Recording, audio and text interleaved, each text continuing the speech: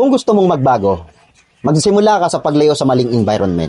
At narito ang 7 paraan paano gawin yan. Alam mo yung pakiramdam na kung bakit kahit anong pangako mo sa sarili mo, bumabalik ka pa rin sa dati. Hindi dahil mahina ka, kundi dahil hindi ka umaalis sa lugar kung saan ka nasisira. At ngayon, hindi lang kita sasabihan na lumayo ka. Tuturo ko sa iyo kung paano. Kasi, alam mo kung bakit? Pinagdaanan ko yan. Hindi ako nagbago agad.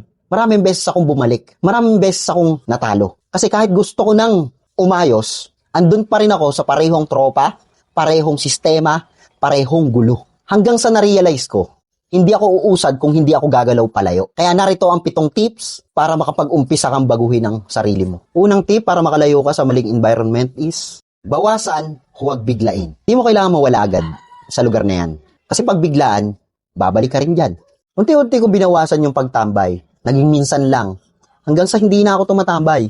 Kasi ang pagbabago, hindi minamadali. Pinapatatag yan. Pangalawang tip para makaiwas sa kinasanayang environment ay, kilalanin kung sino talaga ang nakakasira sa'yo. Hindi lahat ng tropa mo masama, pero maging totoo ka. Sino ba yung kasama mo tuwing nagkakamali ka? Hindi ka maliligaw mag-isa, may kasama ka lagi. Kaya kung kilala mo yung mga taong kasama mo, makakaiwas ka sa taong hindi naman makakatulong sa'yo. Pangatlong tip para makaiwas ka sa maling environment ay, palitan ang oras, hindi lang tao.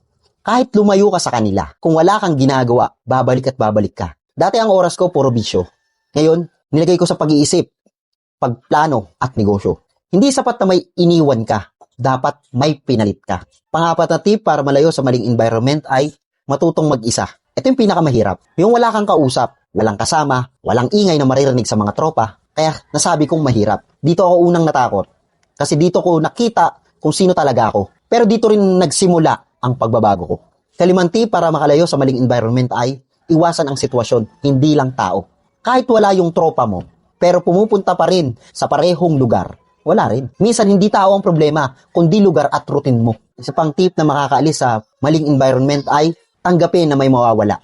Hindi lahat sasabay sa'yo. May tatawag sa'yo na nagbago ka na, mayabang na, hindi na marunong makisama, pero tanungin mo ang sarili mo. Gusto mo ba manatili sa dati para lang tanggapin ka?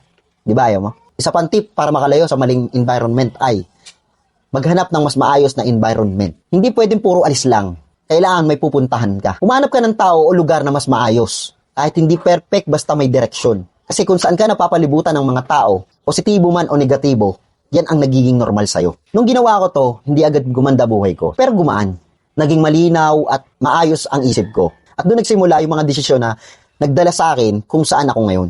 Hindi ito madali. Magiging lonely ka. Minsan iisipin mo kung tama ba ginagawa mo. Pero ito ang tanong.